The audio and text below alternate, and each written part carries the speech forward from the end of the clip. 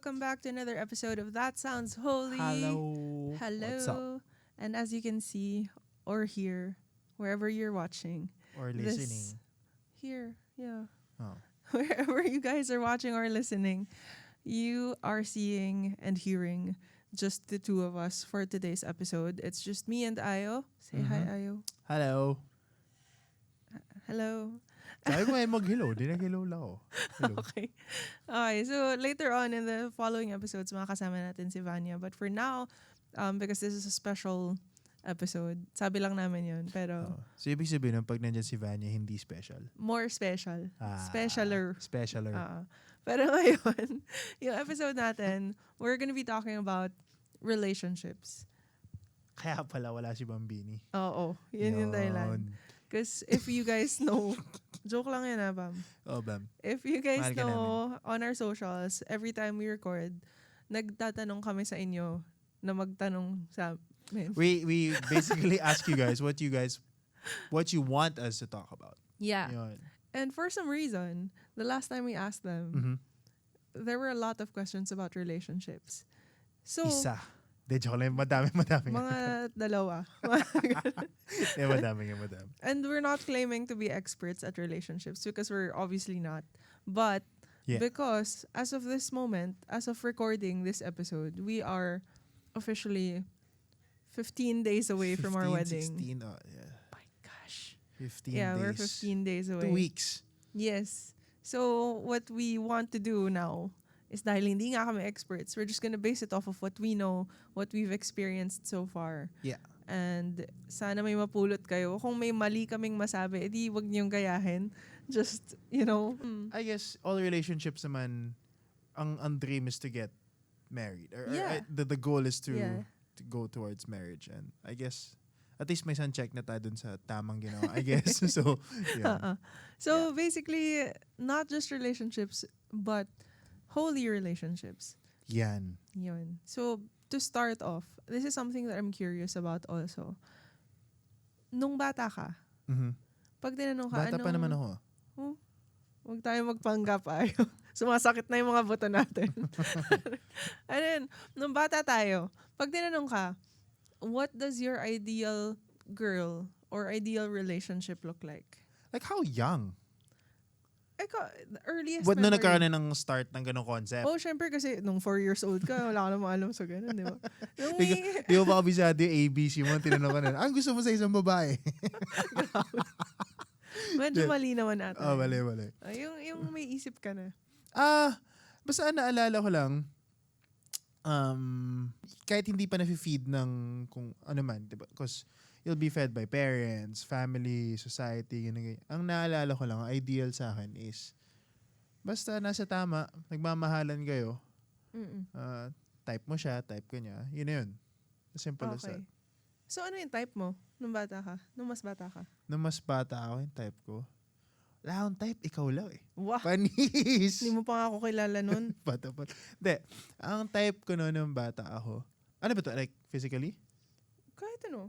Basta ang type ko noon yung ano, maingay. Doon pa lang natawa ka na.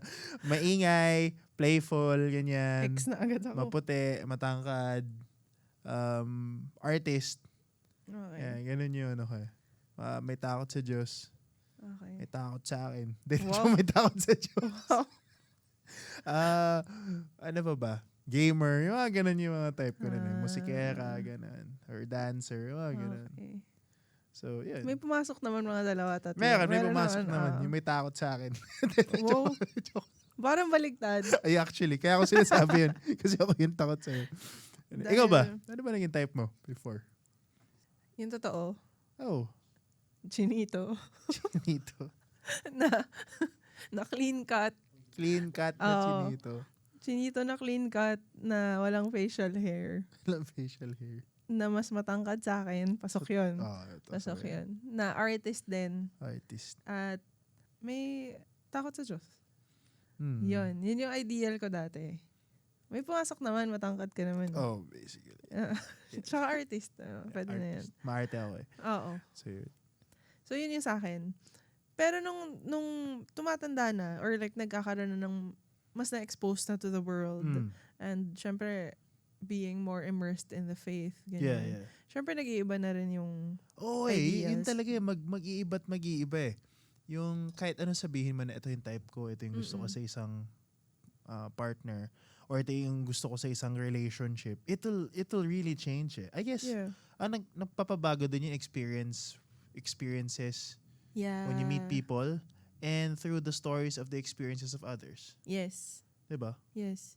I think when I entered the feast, or like nung naging mas active ako sa faith ko and seeking talaga, parang doon ako nagkaroon ng sense na ano ba talaga yung gusto ko. At natutunan yun eh, yung negotiables at non-negotiables. So, explain lang natin sa listeners natin just in case that they're not aware of what it is or what it means. So, basically, when it comes to looking for a romantic relationship or entering a romantic relationship, meron tayong negotiables and non-negotiables. Yeah. Negotiables meaning, ito yung mga ideal type na kaya mo namang pakawalan. Yeah. Pero pag non-negotiables, kahit gaano ka pa ka-sold dito sa taong to, siya yung pinakagwapo, siya yung sobrang talented, sobrang... Wag mo na kayo describe. Okay lang. Ay, okay lang, hindi naman yun yung ginagawa ko. Pero, kung naka-check na siya sa lahat, pero meron kang non-negotiable na hindi siya pasok, X. X na agad. X. So, ikaw, meron ka bang ganon? Oo.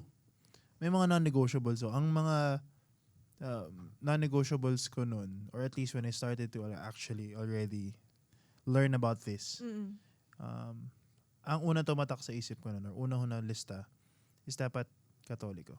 Okay. Dapat Catholic and practicing Catholic. Okay. And, So, hindi pwedeng like lukewarm Catholic na pinanganak siyang Katoliko tapos never na niyang... Hindi. you know. Dapat practicing. Para Okay. hindi awkward sa kanya yung faith. Kasi ako, I'm very... Yeah. Faith is something very important to me. Yes. And practicing it is another thing, and it's right. in a way more important for me. Kasi kahit importante sa yung faith, di mo naman pinapractice. Parang Gets, for me, may ano doon. So, yun, that's one.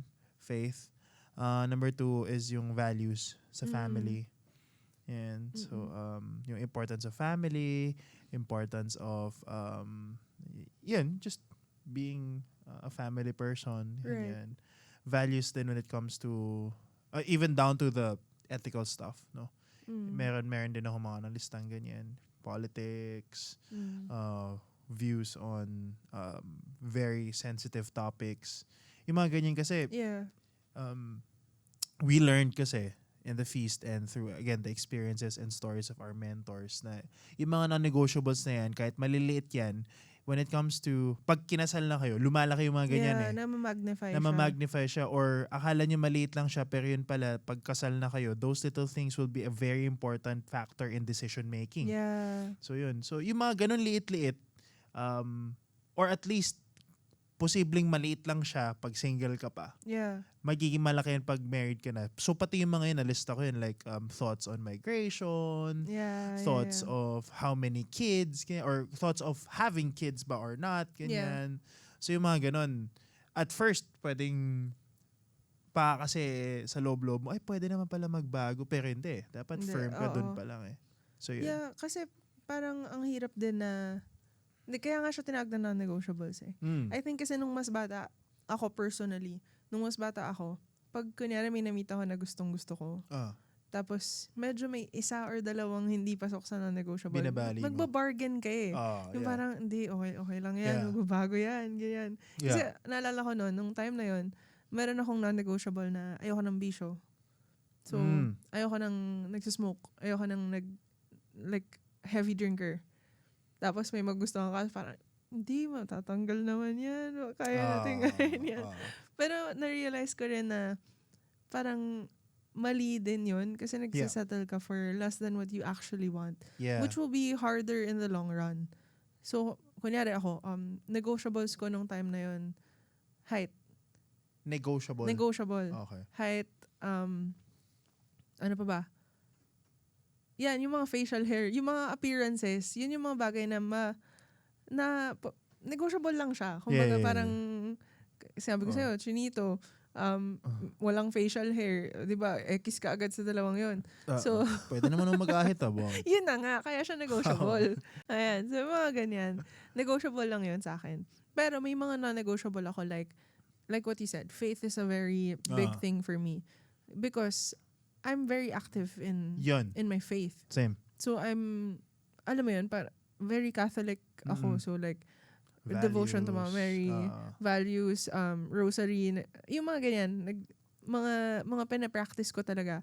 It would be difficult for me to have a partner who doesn't understand that. Yes, exactly. And we're not saying that it's wrong. We're not saying that it's not gonna work if nasa interfaith relationship kayo, because we've seen it happen a lot of times. We have a lot of friends. Yeah, and they're really good. Like they're doing really well. Yeah. Pero it's just that personally sa akin, mahihirapan ako kung yung partner ko isn't in the feast. Yeah. Or isn't a Catholic, because it's something that I practice and I value deeply. So, yeah. Just to touch upon one thing lang. Dahil nasa non-negotiables tayo. I have di ko alam kung paano yung explanation nito, but for me kasi, may nagbago na non-negotiable sa akin when I met you. I don't know kung... Dahil sa akin? I mean, binago ko na yung non-negotiable ko nung na-meet kita na nag-make sense na lang when I started growing. Okay. Kasi, remember a while ago I mentioned, ang gusto ko, ang type ko sa isang babae, dapat maingay.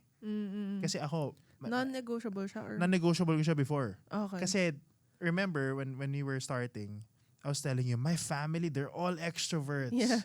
You know, we do a lot of extroverted activities. You know, every time we have gatherings, talagang rinig hanggang pangatlong kanto yung ingay namin. Yung mga ganon, like sayawan, kanta, you have witnessed, 'di ba? Games, ganyan, ang kukulit, ang iingay. Yeah. So, before, non-negotiable sa akin yun, dapat extroverted din siya. Yeah. Kasi kung hindi, siya yung kawawa.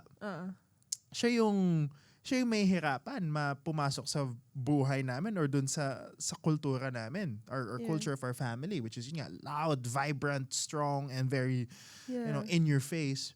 But then when I met you, kahit non-negotiable ko siya nun, and as we started to grow in our relationship, as we started to discover more about each other, I realized na yung mga ganong mga non-negotiables pala, pwede siyang mabali kung meron naman pala kayong compromise in that aspect. Yeah. Kasi na-realize ko hindi naman pala, kasi ang thinking ko, dapat extroverted ka or yung partner ko para lang ma-accept siya ng family.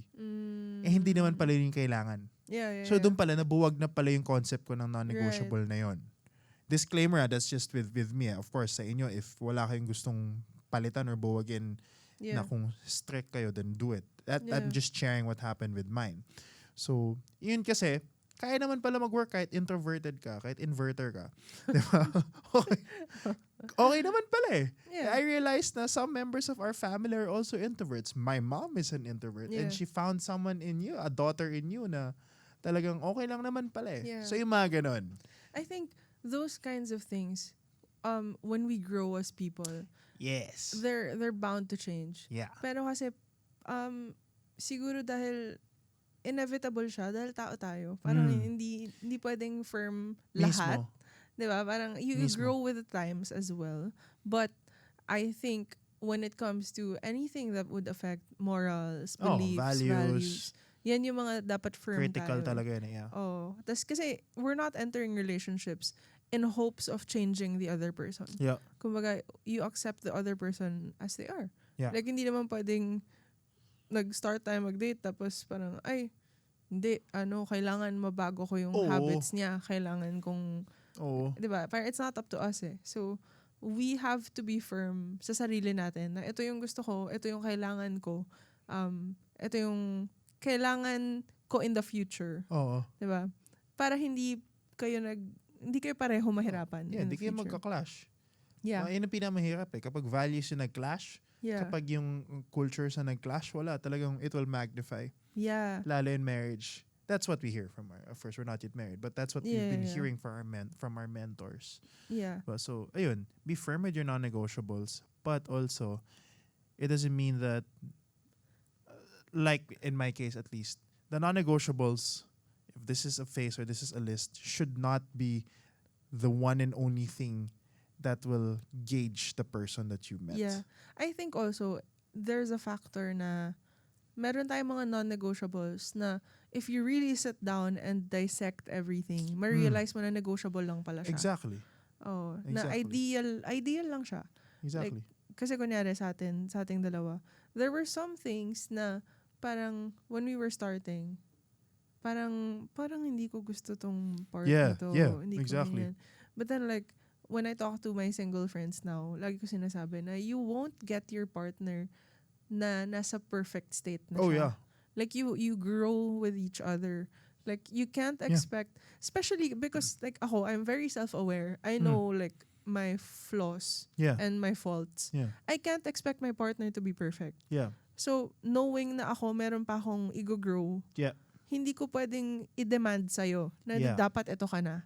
Tama. Diba? So, like when we started to now, Mhm. like looking at the difference, tayong dalawa individually Oh, na layo. sa couple, ang layo talaga. Sobrang layo. And if I were to, for the lack of a better term, kung nag-inarte ako dati, na, ay, hindi siya magaling makipag-usap, ayoko na. Yeah, wala na. Wala na agad. Kasi, Yeah. I also believe na, God, I think we've romanticized it a bit. You can disagree with me, but this is just me. We've romanticized it a bit na, oh, God has prepared one person for you. And Yeah.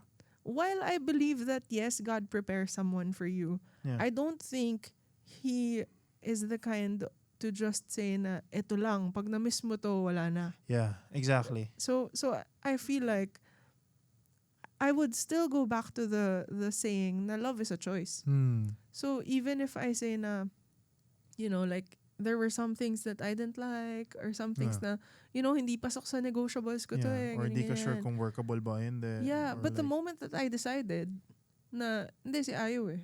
Yeah. You grow together. Yeah. So even the negotiables, even the list of the ideals, Yeah. parang magagawa niyo siya ng paraan. Sobrang totoo nun. Mm. Lalo na when you're deciding for marriage. Mm-mm. Diba? Like, the concept of the quote-unquote perfect partner for you, that will change. Yes. That will change. Yes. I believe there is someone na nilaan si Lord para sa'yo, but that doesn't mean that is what fits your, hindi siya 100 out of 100 checklist para Yes, sa'yo. oo. Hindi yun eh.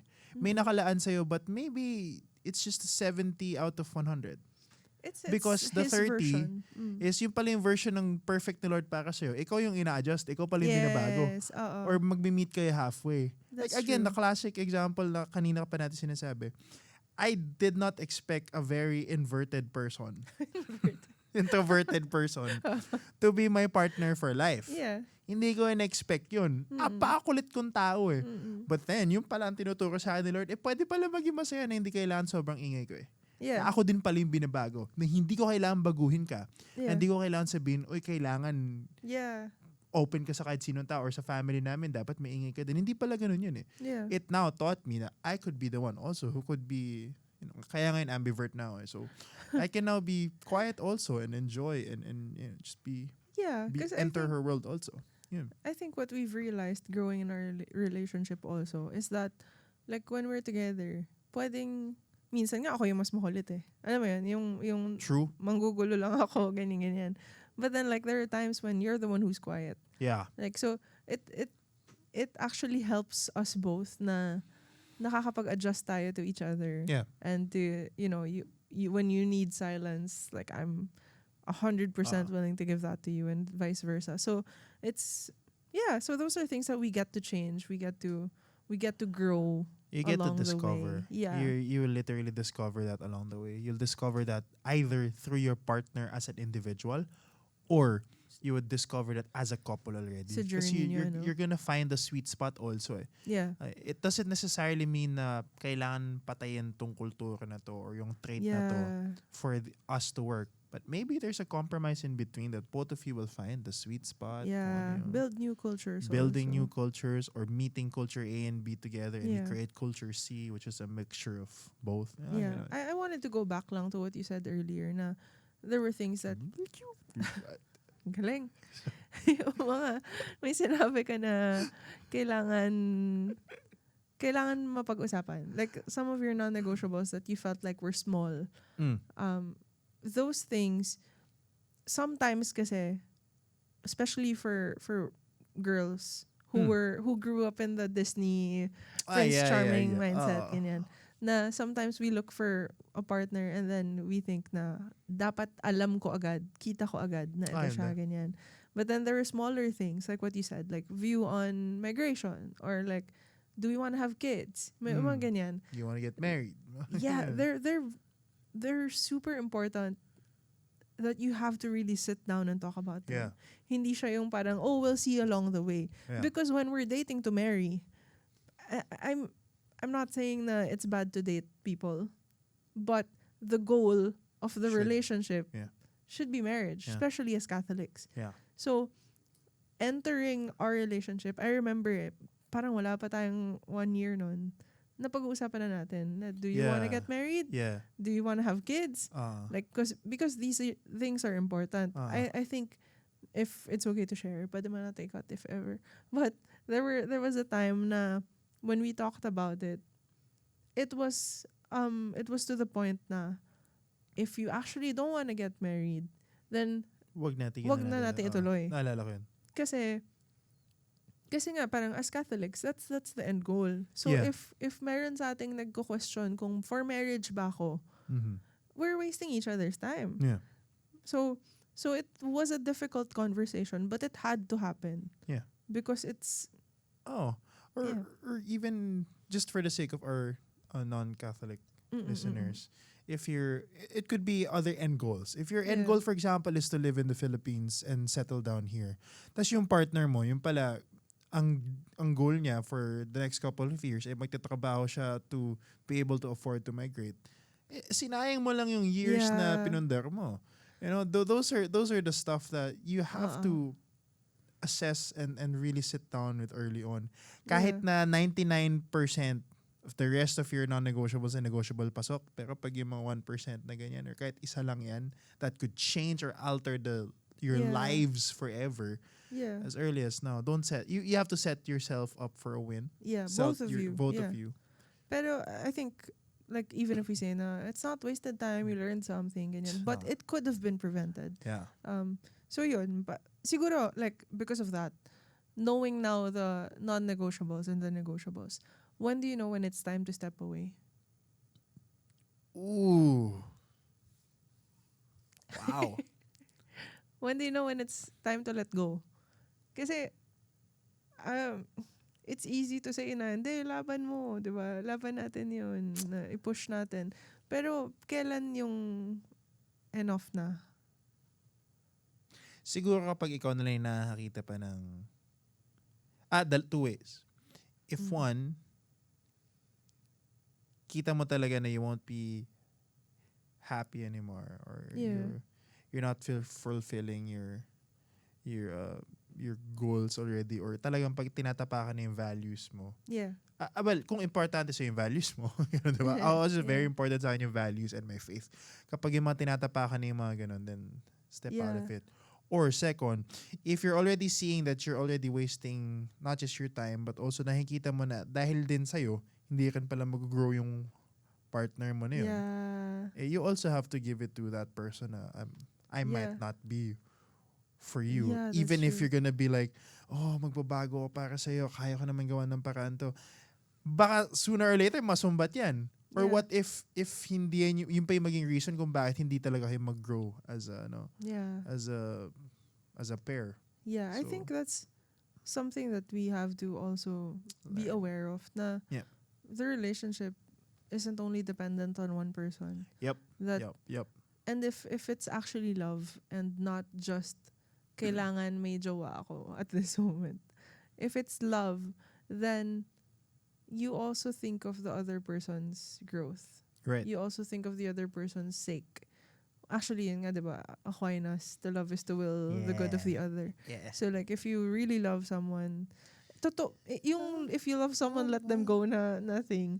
Yeah. Medyo may truth to it eh. There is talaga. Na hindi siya let go na parang, hindi, pag sa akin yan talaga babalik yan. Hindi siya ganun. Pero parang, if mas mag-grow siya sa labas, Yeah. if nakaka-hinder na ako sa'yo, Yeah. I'm gonna have to let you go. Mas minamahal mo nga actually yung tao kapag hinayaan mo siya dun sa kung saan siya mag-grow. That's true. That's when you actually love that person. Yeah, and to know that God loves them more than you do. Yun. It's- Sobrang hirap ng Mm. concept na yun na-embrace, but that should be the goal. Yeah. And in the same way na that's a very good indicator also na, for example, meeting our goals together. If that's God's way of loving my partner, I will Mhm. also find I'll do whatever it takes to reach those goals together. Yeah. Like that's another indicator of how we can grow more in our relationship, in a healthy relationship, diba? Yeah. So yeah, I agree. Sige, to wrap things up in a very hopeful manner. Ay, ibang Sorry. rap. Alam mo kasi, WRAP. okay, sorry. To wrap things up in a very hopeful way naman. How do you know when it's right? How do you know when it's right? It's, darling, you are worth every fight. Wow. Panis! August 22. August. How do you know when it's right? Yeah. Oh man. Sige, to Torn make it ako. more personal, how did you know when it's, eto na yun? Na mag-propose ka na? Ikaw, like, alam mo na yun na yun.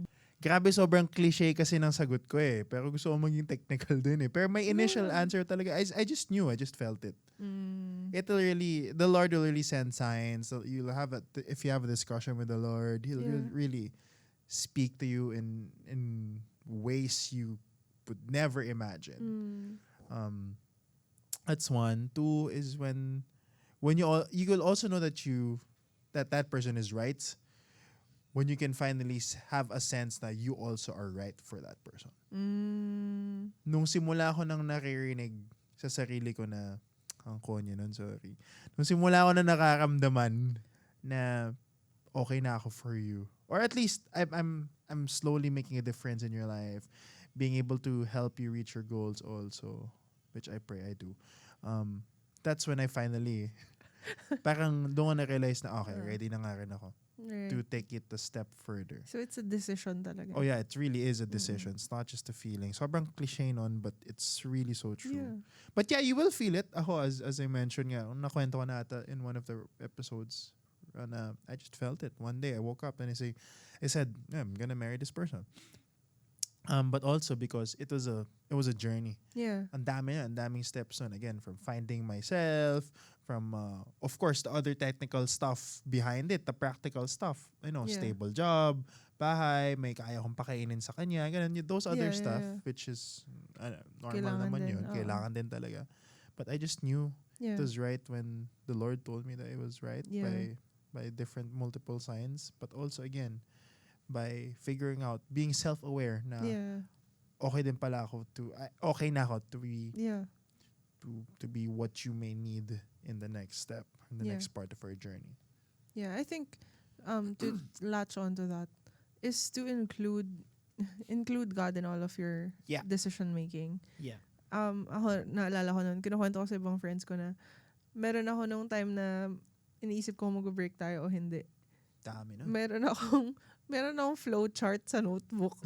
Na pag ito, ganyan, Grabe, ito, mag-break flowchart. kami. Pag nag-break kami, ito yung mangyayari. Pag May mind hindi, map. ito, ganyan. As a very type A person. But in the end, kasi parang it was really a prayer na, Lord, ano ba? Tama ba to? Or dapat ba ganito? Dapat ba ganyan? And I think at the end of the day, God really allows us to choose. And He allows us to make decisions for ourselves. Kasi kahit ano naman piliin natin, kahit sino pang piliin natin, nandun naman si Lord. Yeah. And, Amen. you know, like, if we include Him in all of our decision making, then we won't go, you know, it wouldn't be far off. Yeah. Kasi either we learn from it or yun na yun. Yan. Nandun siya. Either gabayan pa kayo together to grow, or para sabihin ka, anak, meron Yes. akong mas maganda at mas mabuting partner para sa'yo. Merong magandang mangyayari. Yun, manis. Dun, dun, dun, dun, dun, dun, dun, dun, dun, dun, dun.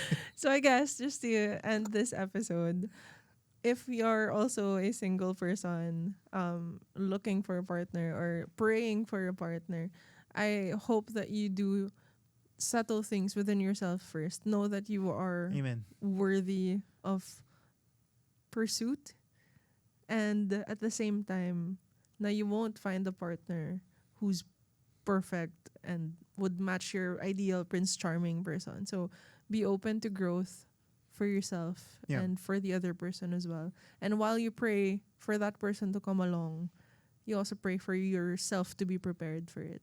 Yeah. Okay. Anything else? Amen. Amen. No, really. Yeah, let's continue to have more God-centered relationships, Yes. which I feel and We know need. is so needed right now in our Mm. society. Na mas madami pang mga God-centered relationships. Amen. Don't settle for less, guys. Pray for us and we'll pray for you. Yeah. See you in our next See you episode. at our next episode. Bye. Bye.